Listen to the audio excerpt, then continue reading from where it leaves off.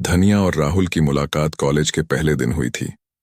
दोनों अलग अलग शहरों से आए थे, लेकिन उनकी आंखों में एक पहचान सी थी। धनिया भोपाल की रहने वाली थी, जबकि राहुल मुंबई से था। कॉलेज का पहला दिन हमेशा खास होता है, और उस दिन पूरा कैंपस नवयुवकों से खचाखच भरा था। धनिया और राहुल की क्लास भी साथ में थी। जब वे पहली बार मिले, राहुल की हंसी और धनिया की मासूमियत ने दोनों को एक दूसरे की ओर खींच लिया। पहले कुछ हफ्ते केवल पढ़ाई, पेशेवर बातें और सामान्य दोस्तों की तरह गुजरे, लेकिन धीरे धीरे उनके बीच की दीवारें गिरने लगीं। कॉलेज के प्रोजेक्ट्स में काम करते हुए वे दोनों अक्सर लाइब्रेरी में एक दूसरे से मिलते। कैफेटेरिया में चाय की चुस्कियां लेते हुए उन्होंने विभिन्न विषयों पर लंबी बातचीत की, जिससे उनके दिल की धड़कनें तेज हो जाती थीं। राहुल की मुस्कान में धनिया के दिल की धड़कनें बढ़ जाती थीं, और धनिया की हंसी राहुल के दिल के करीब जाती जा रही थी। धीरे धीरे उनके बीच का यह दोस्ताना कुछ और बनता जा रहा था। एक दिन राहुल ने धनिया को कॉलेज के पास एक पुराने किले में जाने का प्रस्ताव दिया।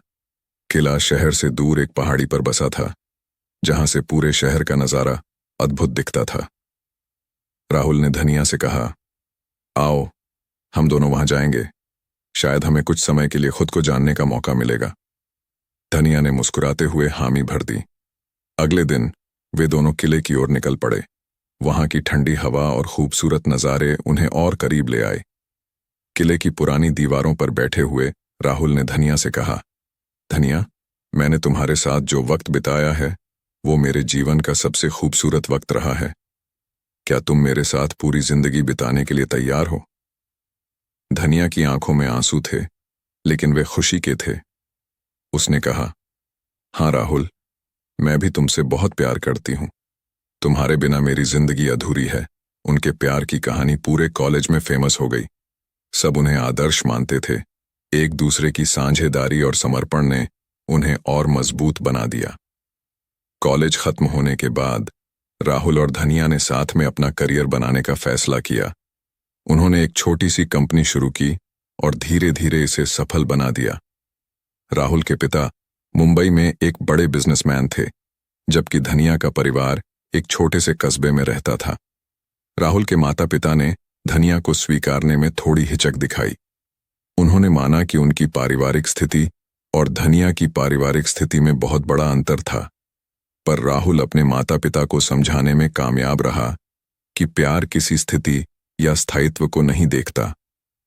आखिरकार राहुल के माता पिता ने अपने बेटे की खुशी को देखा और धनिया को खुली बाहें से अपनाया। शादी का दिन तो सजी धजी महाकाव्य की तरह था। सुंदर सजी हुई मंडप, दोस्तों और परिवार का समागम और हंसी मजाक से भरी हुई रात। सबकी आंखों में खुशी थी, लेकिन सबसे ज्यादा खुशी राहुल और धनिया की आंखों में थी। उनकी शादी का दिन पूरे शहर में चर्चा का विषय बन गया। राहुल और धनिया का प्यार सच्चा और अनंत था, और उनकी कहानी ने यह साबित कर दिया कि प्यार में कोई बाधा नहीं होती। शादी के बाद दोनों ने अपने अपने करियर को नए आयाम दिए। राहुल ने एक बड़ी मल्टीनेशनल कंपनी में शीर्ष पद हासिल किया, जबकि धनिया ने अपनी खुद की डिजाइनिंग कंपनी खोली। वे दोनों अपने जीवन में जितने भी उतार चढ़ाव आए, उन सभी से मिलकर सामना किया, और हर दिन उनका प्यार और गहरा होता गया। बिजनेस और पारिवारिक जिम्मेदारियों के बीच भी उन्होंने कभी अपने प्यार को कम नहीं होने दिया।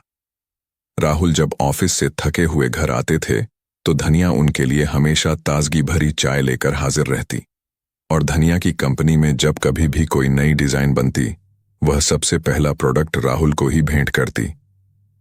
एक बार उन्होंने एक खास जश्न मनाने का फैसला किया। उनकी शादी की 5वीं वर्षगांठ पर राहुल ने धनिया को उनकी कॉलेज के पास वाले पुराने किले में फिर से ले जाने का प्रस्ताव दिया।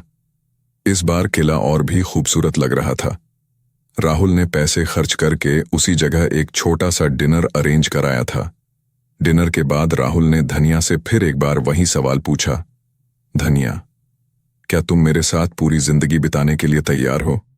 और धनिया ने फिर वही जवाब दिया, हाँ राहुल, मैं भी तुमसे बहुत प्यार करती हूं। उनकी कहानी सिर्फ एक रोमांटिक कहानी नहीं थी, बल्कि एक प्रेरणादायक यात्रा थी, जिसमें सच्चे प्यार और समर्पण की शक्ति को दिखाया गया।